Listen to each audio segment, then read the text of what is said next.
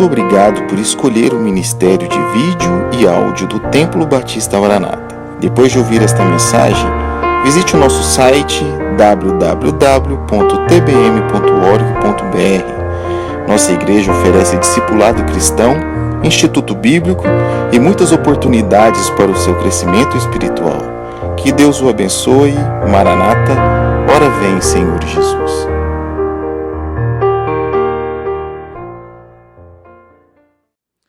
Lucas capítulo 9, a partir do verso 57, abra sua Bíblia. Eu não sei se será possível, será, creio eu, possível nós acompanharmos na projeção também.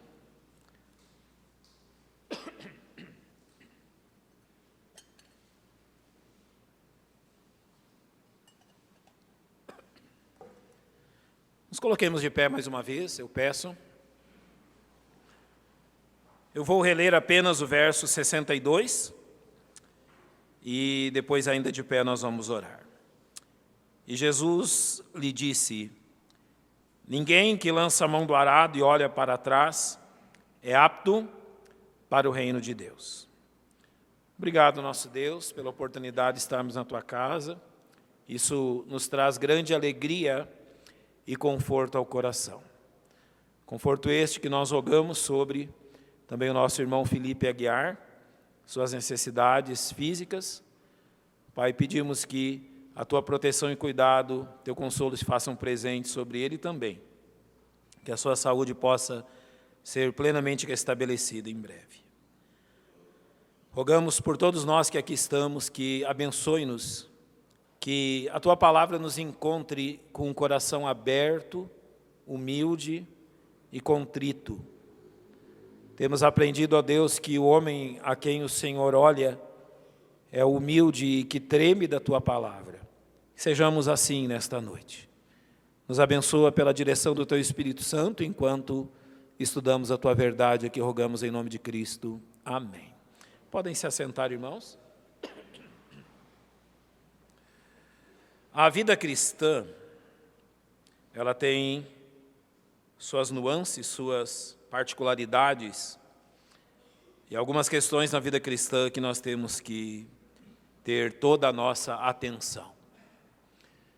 Deus não nos fez escravos no sentido que não sabemos o que devemos fazer ou somos obrigados a fazê-lo. Ninguém aqui serve a Deus como um escravo. Ou seja, Deus não colocou-nos numa condição onde nós não temos escolha. Muito pelo contrário, Ele dá ao ser humano plena liberdade de decidir servi-lo, porque isto glorifica o seu nome. Se fôssemos obrigados a servir a um Deus tirano, isso não traria glória nenhuma ao nome dEle e nenhuma edificação à nossa vida, muito pelo contrário. Mas uma vez que Deus não age conosco como um tirano, nos obrigando a realizar aquilo que Ele quer e nos dando esta opção de servi-lo, colocando um caminho diante de nós e nos convidando a trilhá-lo, Deus assim conduz a nossa vida. Graças a Deus também que Deus não nos fez mercenários. Jesus tratou de pastores mercenários, que que abandonavam o rebanho quando os lobos vinham, porque eles estavam ali pelo ganho e não pelo rebanho. Graças a Deus que Deus também não nos levou a servi-lo como missionários, como mercenários, perdoe-me. Por quê? Porque se nós servíssemos a Deus como mercenários, isso seria uma barganha. E Deus, algo que Deus não aceita é barganha, no sentido que eu faço por Deus, então Ele faz por mim. Não, nenhum de nós serve a Deus dessa forma. Não somos escravos, não somos mercenários, mas o que a Bíblia nos chama a atenção é que nós devemos servir a Deus como filhos amados de um Pai de amor. Nós servimos a Deus como filhos que amam o seu Pai. Essa é a realidade bíblica. O que nos compunge a servir a Deus é o fato que nós entendemos que Ele nos amou primeiro e que nós o amamos, tanto por aquilo que Ele faz por nós, quanto por aquilo que Ele é. Ou seja, no início da nossa caminhada cristã, nós amamos a Deus porque descobrimos tantas coisas que Ele faz por nós. Mas conforme vamos o conhecendo, nós passamos também a amá-lo pelo Deus maravilhoso que Ele é. Não como mercenários, não como escravos, mas como filhos amados. Porém, e é neste ponto que eu quero entrar nesta noite, Deus nos deu a liberdade de escolhermos este caminho. Deus não nos força, não nos compra, mas nos chama a trilhar este caminho. O que muitas vezes nós não percebemos é que uma vez que, por nossa própria vontade e escolha, decidimos seguir a Jesus Cristo, isto inclui um preço. A escolha é livre, as regras são dele. A escolha é por sua vontade, mas a forma que o seguimos, só o Senhor pode ditar. Não é porque somos, nesse sentido, voluntários, ou seja, que nos apresentamos livremente a Deus para servi-lo, fomos libertos pelo sangue de Cristo, Deus não nos obrigou a crer em Cristo, é um convite que Ele nos faz, que Ele não determina as regras depois disso.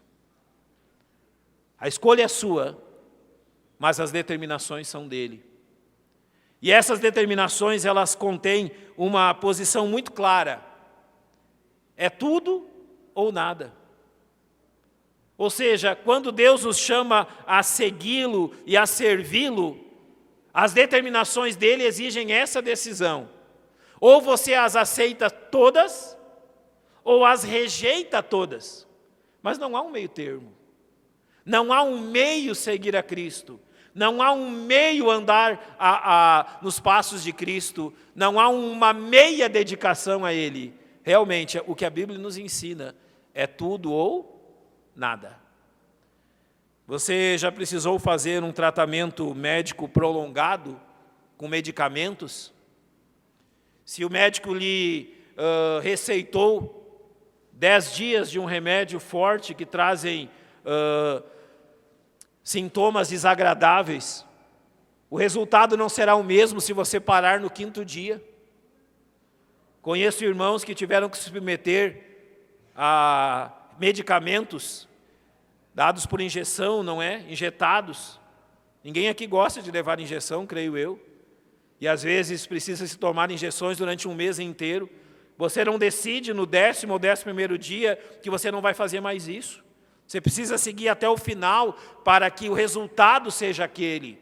Ninguém para no meio do tratamento. Quando tomamos antibióticos, precisamos ter o começo e o final, tomar tudo aquilo que o médico nos mandou tomar. Se nós paramos no meio, as consequências são trágicas. Assim é na vida cristã. Deus nos chama a fazer tudo. E aqui o que Jesus fez foi nos ensinar 3 princípios disso. 3 questões sobre o seguirmos. E 3 questões que podem elucidar uma questão.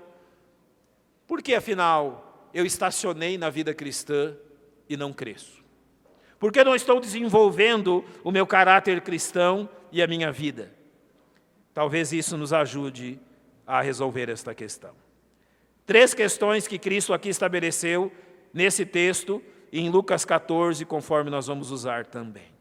Primeiro, o discípulo deve calcular o preço. Notem que em Lucas 9,57 está escrito: aconteceu que, indo eles pelo caminho, lhe disse um: Senhor, seguir-te-ei para onde quer que fores. Notem, não foi Jesus que convidou esse homem a segui-lo. Foi o homem que decidiu seguir a Jesus. E na sua decisão, ele demonstra isso dizendo: Senhor, eu seguir-te-ei para onde quer que fores. Essa era a decisão dele, e ele verbalizou isso para Cristo. Isso aqui nos ensina um primeiro ponto interessante.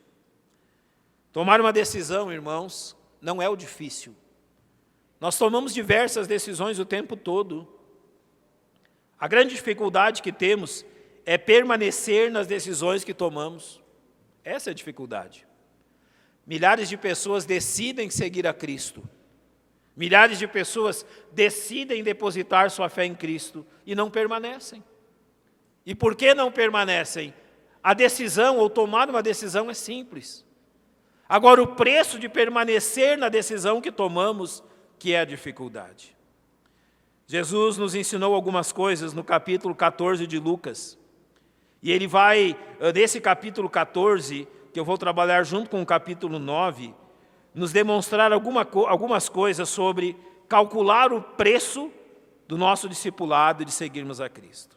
Notem no capítulo 14, versos 28 a 30. Pois qual de vós, querendo edificar uma torre, não se assenta primeiro a fazer as contas dos gastos, para ver se tem com que acabar, para que não aconteça que, depois de haver posto os alicerces, e não a podendo acabar, todos os que a virem comecem a escarnecer dele, dizendo, este homem começou a edificar e não pôde acabar. Por que ele não acabou a torre que ele começou? Ele não calculou o preço disso. Ele não calculou quanto lhe custaria aquela obra. Ele foi incapaz de calcular, e isso lhe trouxe grande vergonha, porque as pessoas perceberam isso. Ele não calculou o preço daquilo que ele estava fazendo. Quando seguimos a Cristo, irmãos, nós devemos ter bem claro na nossa mente quanto isto custa. Nós pregamos, e fazemos isso biblicamente, a salvação é resultado da graça de Deus. Não nos custa nada. Totalmente operada e realizada pelo Senhor Jesus Cristo. Seguir a Cristo nos custa tudo. Este é o preço. A salvação é pela graça. Quanto nos custa? Tudo. Absolutamente tudo. Não há como seguir ao mundo e seguir ao Senhor Jesus. Grande parte dos crentes falham, porque não entenderam que tem que entregar tudo quando seguem Cristo. Grande parte dos crentes falham porque mantêm no seu poder coisas que são preciosas para ele, não querem entregar, não abrem mão, não permitem que Deus então haja e faça como Ele quer, querem manter no seu controle partes da sua vida. E sabe o que acontece? São nessas partes que naufragam, são nessas partes que afundam. É tudo, não é meia vida. Só pode provar das bênçãos de Cristo aquele que entrega tudo. Nos versos 31 e 32 de Lucas 14, o Senhor disse assim, qual é o rei que indo à guerra pelejar contra outro rei, não se assenta primeiro a tomar conselho sobre se com 10.000 pode ser ao encontro do que vem contra ele com 20.000? De outra maneira, estando outro ainda longe, manda embaixadores e pede condições de paz. Agora o exemplo aqui não é de uma construção, mas de uma guerra. E agora o Senhor nos chama a atenção para um fato que todos nós devemos ter em mente. Irmãos, antes de conhecermos a Cristo, o mundo era nosso aliado, Satanás era nosso aliado, e nós não percebíamos o que o pecado realmente causou em nós mesmos. Desde o dia em que viemos a Cristo, tudo isso mudou. Temos no mundo um inimigo, temos em Satanás um inimigo, e temos na nossa própria carne um peso que nós não imaginávamos. Eu uso um exemplo normalmente quando trato deste versículo. Pense num cadáver, num corpo sem vida. Um saco de cimento pesa quanto? 50 quilos, não é? Se você colocar um saco de cimento sobre o peito de um cadáver, o que ele vai fazer? Qual será a reação? Espera-se que nenhuma. É isso que se espera. Agora, eu não vou fazer isso, mas eu podia ter trazido um saco de cimento e colocado um de vocês, um dos homens, deitado aqui no chão, e colocado o saco de cimento sobre o seu peito. Em poucos segundos haveria uma reação, porque começa a apertar o pulmão, ele vai ter dificuldades de respirar, aquilo pesa, e ele vai ter dificuldades de manter-se vivo. Assim é o pecado. O peso dele você não sentia antes de conhecer Cristo, mas a partir do momento que você passou a ser vivo, que Ele te deu vida, o pecado passou a ser um problema que antes não era. Você calculou esse preço? Muitos começam animados a vida cristã e a abandonam por causa dos inimigos. Não calcularam o preço desta guerra e do que precisam pagar. Notem ainda Lucas 14:33, que diz: assim, pois, qualquer de vós que não renuncia a tudo quanto tem, não pode ser meu discípulo. Eu vou chamar a sua atenção para um ponto deste versículo. Primeiro deles, que não renuncia a tudo. Notou esta palavra no versículo? Que não há como vir a Cristo sem renunciar tudo. Que não há como vir a Cristo sem deixar tudo. A segunda questão, não pode ser meu discípulo. Aqui não está escrito, não quer ser meu discípulo. Está escrito, não pode. E mesmo que você queira, você não pode. Você não será. Você não pode, você não tem este direito. Não, Jesus Cristo não lhe deu esse direito de segui-lo, sem antes renunciar a tudo. Lembra desse primeiro homem? Senhor, seguir-te-ei para onde quer que fores. Notem no versículo 58 de Lucas 9 que Jesus respondeu: as raposas têm covis e as aves do céu ninhos, mas o Filho do Homem não tem onde reclinar a cabeça. Eu vou resumir este primeiro ponto no seguinte. Amado irmão, desde o dia em que você passou a seguir Jesus Cristo, você não pertence mais a esse mundo. Esse mundo não é mais o seu lugar. Tudo que tem nesse mundo não é mais para você. Tudo que você conquistar neste mundo materialmente não lhe pertencerá eternamente. Desde o dia em que você entregou a sua vida a Cristo, você passou a ser um peregrino e forasteiro. Você não é mais daqui. Você aguarda uma pátria que é celestial. É lá o seu destino, não esse. Então não se sinta constrangido a voltar as costas ao mundo. Faz muito tempo que ele voltou as costas para você. Não se sinta constrangido de dizer não a este mundo. Desde o dia em que você creu em Cristo, o mundo já disse não a você. Você não é mais deles. Você não é mais um deles. Não se sinta constrangido a dizer não. O mundo já disse antes. Porque eles não reconhecem mais em você um deles. É tudo.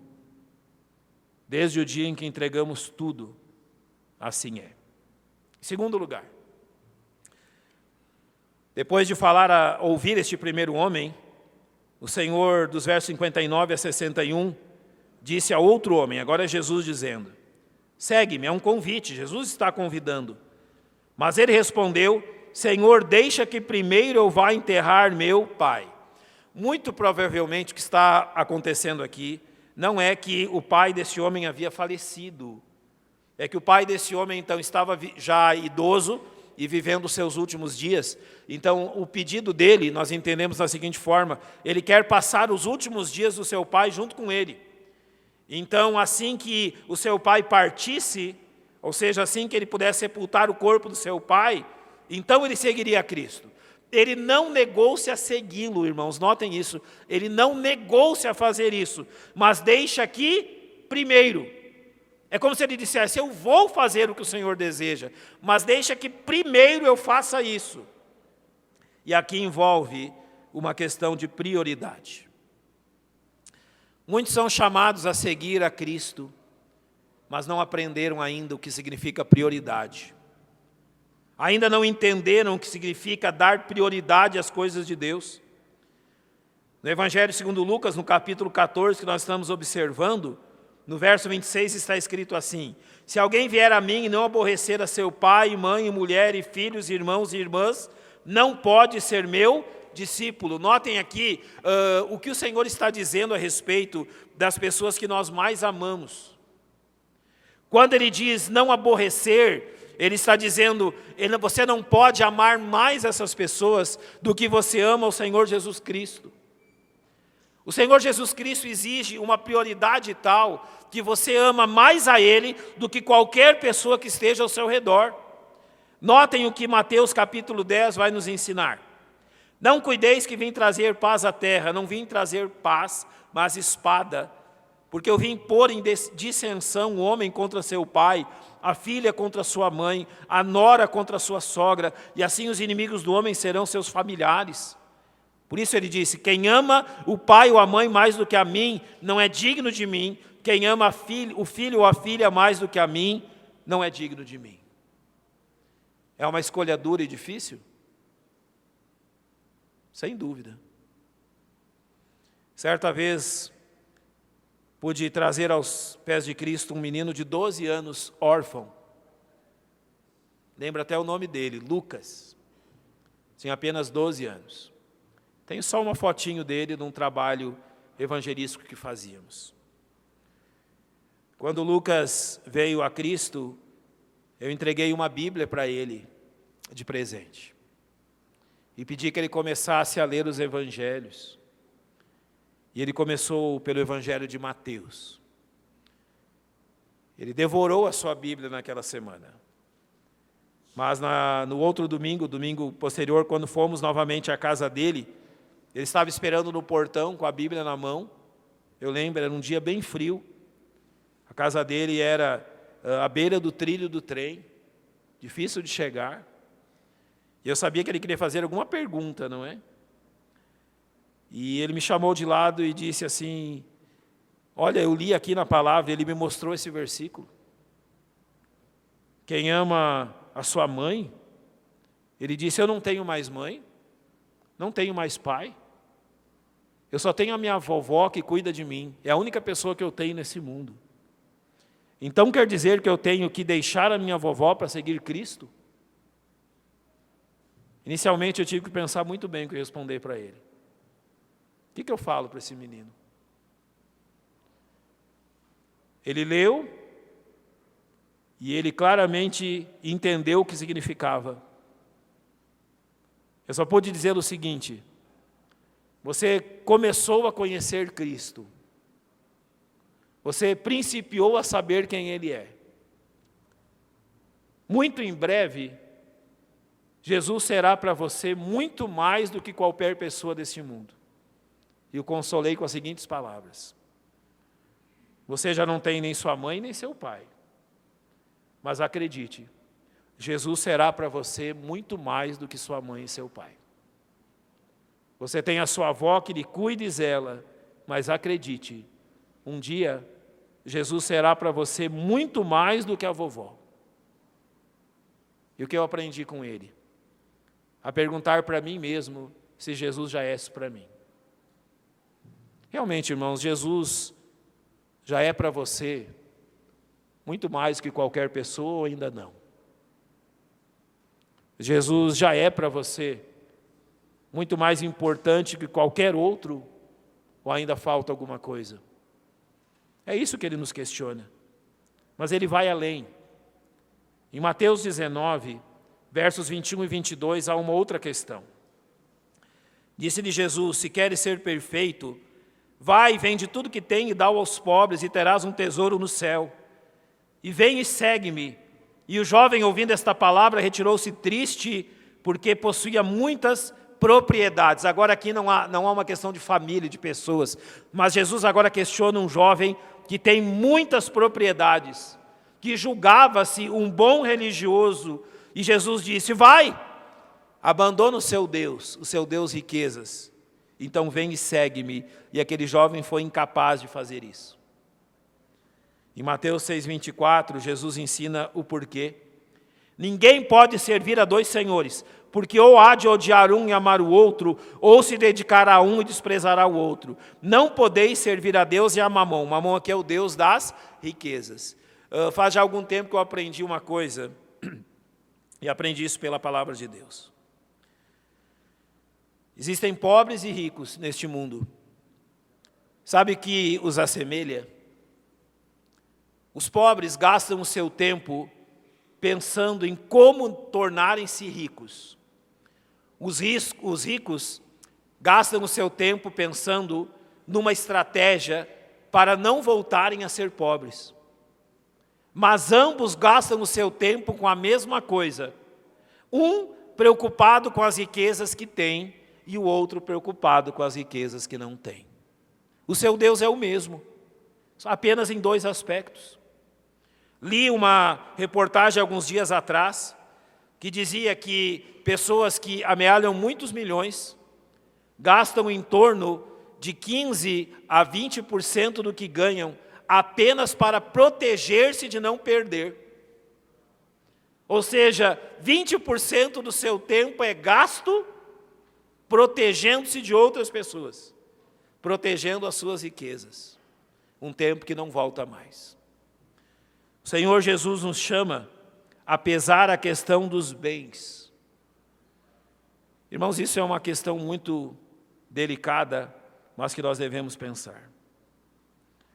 Sinceramente, nós estamos gastando mais tempo com aquilo que são bens materiais ou com Deus? Certa vez, eu escutei um homem pedindo oração para a compra de uma chácara. Ele queria comprar uma chácara. E o pastor foi muito sábio ao dizer-lhe assim: não, irmão, eu não vou orar para você comprar essa chácara. O irmão se assustou. Como assim, pastor? O senhor não quer o meu bem? O senhor não vai orar para que eu compre isso? E o pastor disse: não vou orar, eu me nego a isso. Porque eu sei que no primeiro dia em que você tiver essa chácara, a primeira coisa que você vai fazer é não vir mais à escola bíblica dominical. O homem tomou um susto. É como se o pastor lesse o coração e a mente dele. Eu sei muito bem que lugar que isso vai ocupar na sua vida, no seu coração. Vai se tornar uma pedra de tropeço para você. Vou ser sincero com vocês. Já conheci ótimas famílias cristãs. E algumas dessas excelentes famílias cristãs já não são mais o que eram. E normalmente o caminho do retrocesso começa quando bens materiais tiram o lugar de Deus. Uma casa na praia é bom? Claro que é. Uma casa no campo é bom? Claro que é. Não há nada de mal nessas coisas. O grande mal é aquilo que fazem ao nosso coração e a nossa comunhão com Cristo. Não podeis servir a Deus e as riquezas. É o que Jesus diz. Lucas 14, 26 leva a questão a um outro nível. Se alguém vier a mim e não aborrecer ainda a sua própria vida, não pode ser meu discípulo.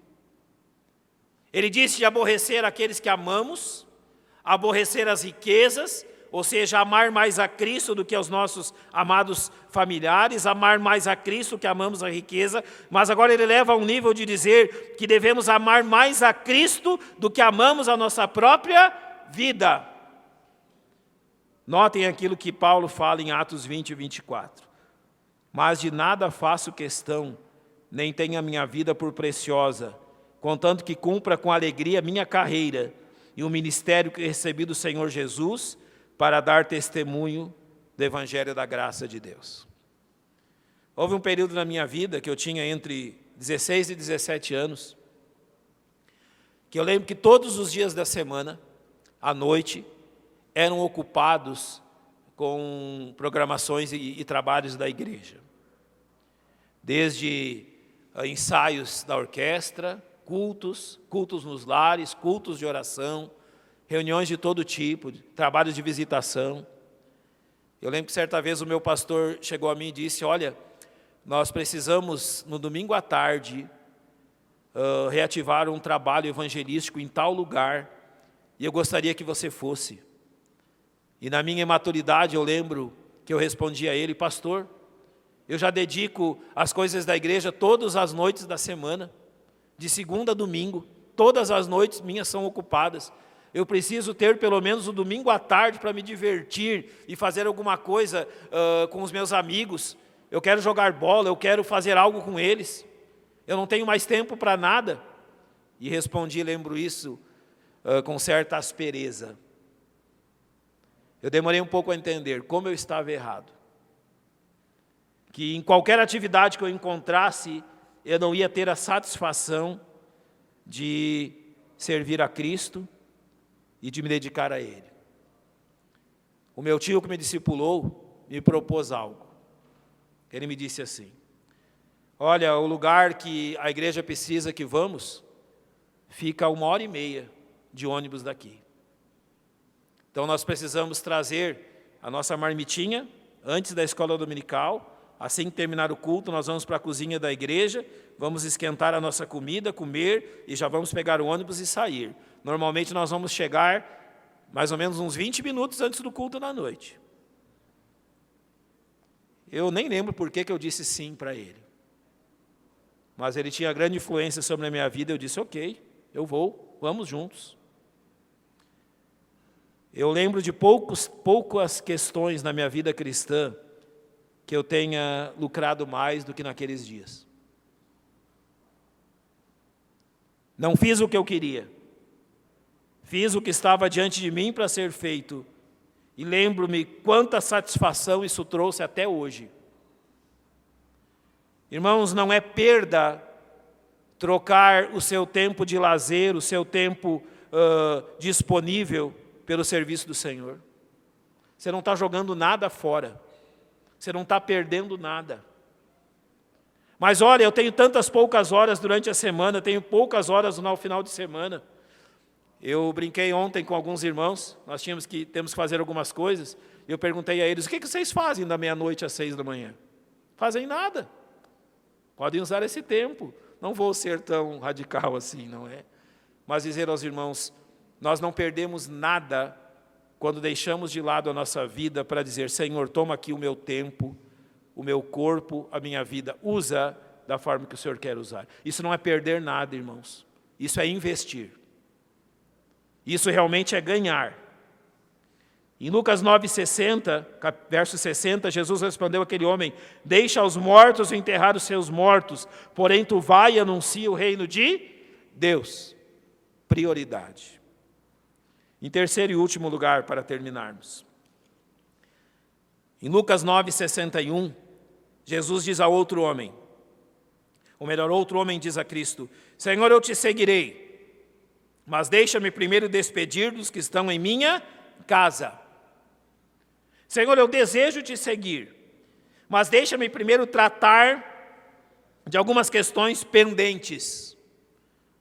Irmãos, quanto esse comportamento afeta a nossa vida?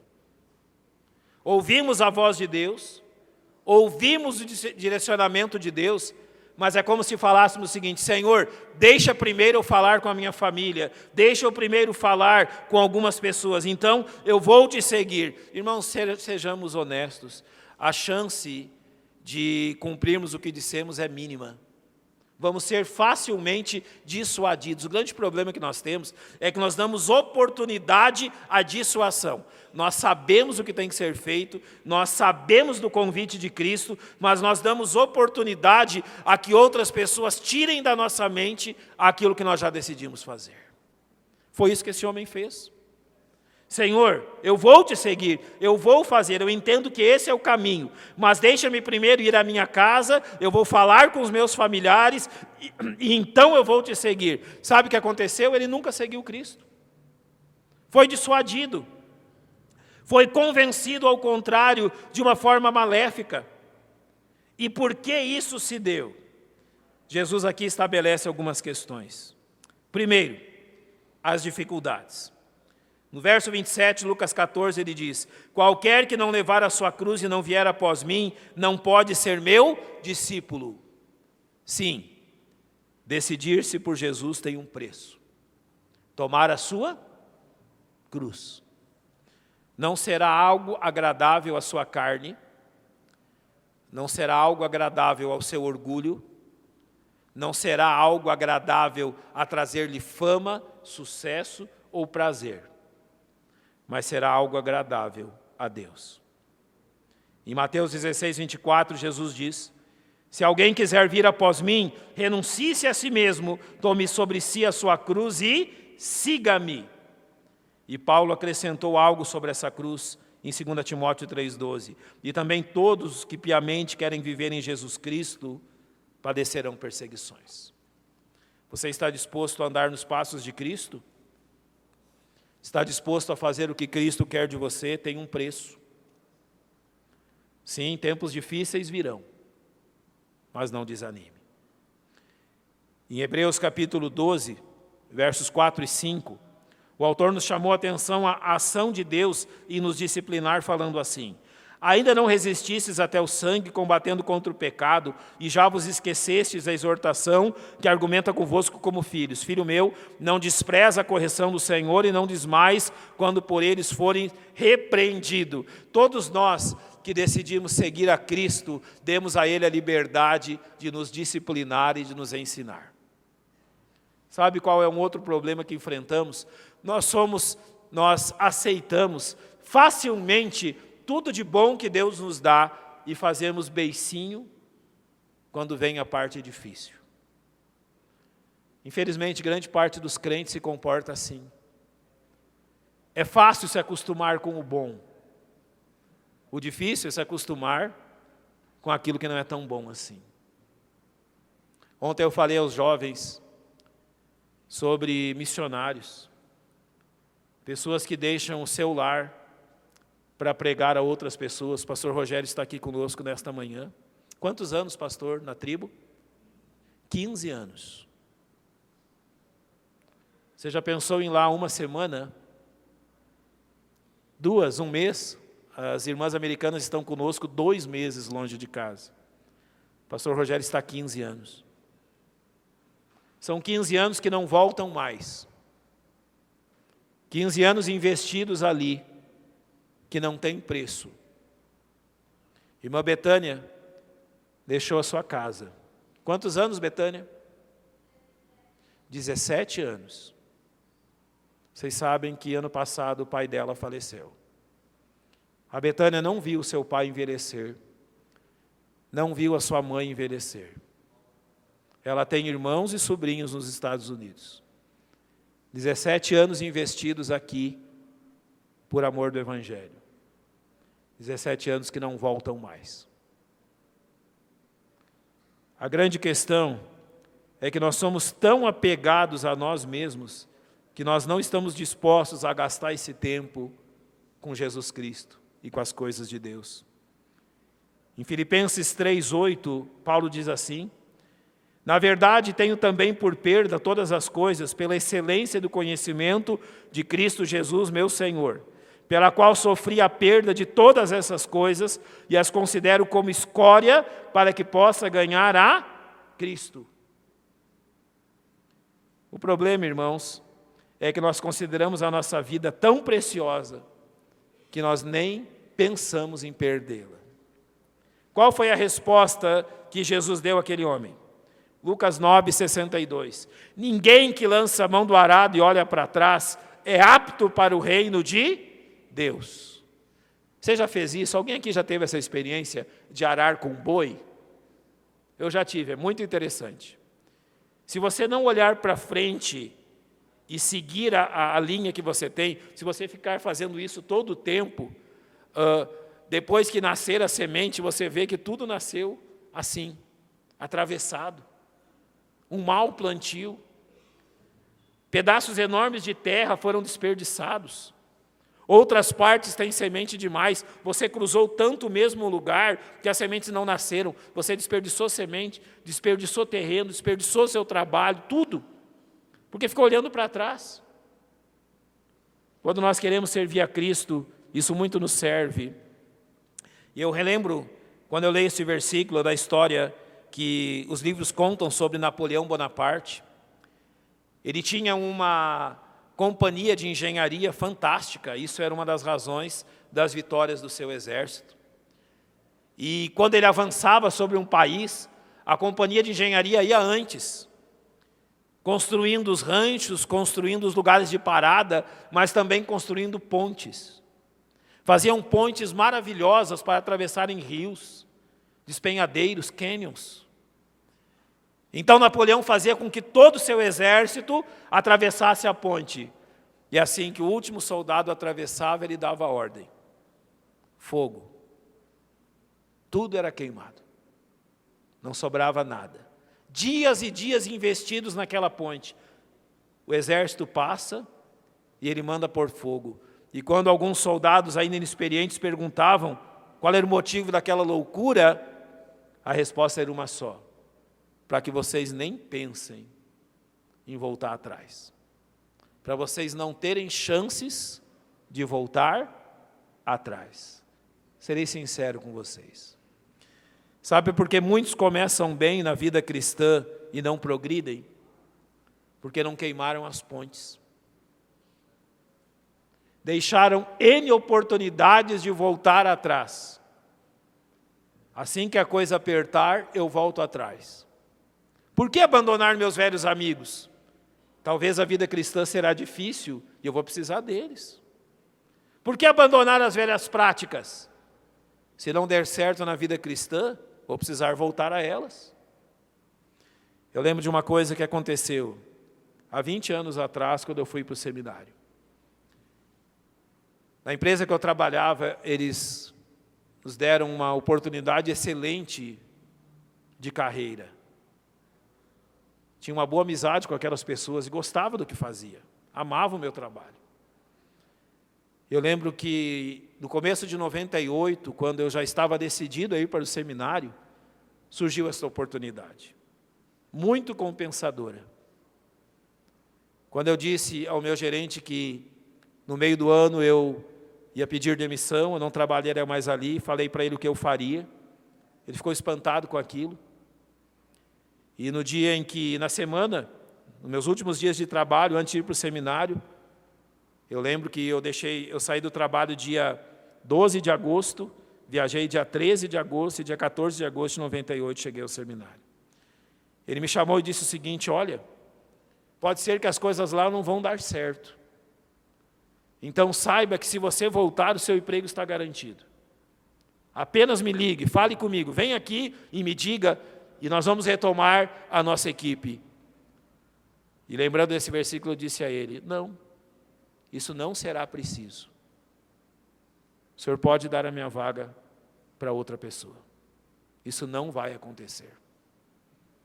Joguei fora o papel com o telefone, saí de lá e realmente nunca retornei. Alguns meses depois eu entendi por que eu tinha feito aquilo. Quando as coisas se dificultaram, e no seminário você passa por diversas provações, eu tenho certeza que eu teria pensado em voltar atrás se eu tivesse dito sim para ele. Eu teria lembrado da proposta dele e dito: olha, eu deixei tudo lá atrás, ainda dá para voltar. Foi por ter queimado as pontes que eu não voltei. E como isso se aplica na nossa vida cristã? Você tem oferecido sua vida a Cristo e seguido? Derrube tudo que te impede, ou derrube tudo aquilo que te propicia voltar atrás. Não deixe oportunidade nenhuma. Derrube todas as pontes. Tranque todas as portas. Rompa com todos aqueles que você precisar romper. Você não pode voltar atrás. O que nós podemos aprender disso de Cristo? Primeiro, Cristo sabia o preço a ser pago. Em João 10,15 ele diz: assim como o Pai me conhece a mim, também eu conheço o Pai, e dou a minha vida pelas minhas ovelhas. Jesus não morreu enganado, ele sabia o preço que custaria a sua vinda aqui. Em João 4,34 ele diz: a minha comida é fazer a vontade daquele que me enviou e realizar a sua obra. Jesus tinha aquilo que hoje é chamado de alta prioridade. E em Hebreus 12:2 está escrito: olhando para Jesus, autor e consumador da fé, o qual pelo gozo que lhe estava proposto suportou a cruz, desprezando a afronta, e assentou-se à destra do trono de Deus. Quando diz aqui, pelo gozo que lhe estava proposto, suportou a cruz. Ao invés de olhar para trás, Jesus olhou para frente. Para que dia? Para, por exemplo, hoje. Jesus suportou a cruz para vê-lo hoje aqui. Ele não olhou para trás. Ele olhou para frente. Você quer que os seus filhos continuem no caminho do Senhor, olhe para frente. Você quer que o seu casamento se mantenha nos caminhos do Senhor? Olhe para frente. Você quer servi-lo? Olhe para frente. Os crentes não olham para trás. Olham para frente. E quando olhamos para frente, está escrito aqui: olhando para Jesus, autor e consumador da nossa fé. Não olhe para trás. Seus olhos têm que ser postos à frente. Que Deus nos abençoe, irmãos. Que tenhamos discernimento para abandonar tudo aquilo que se torna um peso em nossa vida. E que contemplar ao Senhor Jesus seja aquilo que nos mantenha firme e forte no seu caminho. Vamos orar. Nosso Deus, nós estamos...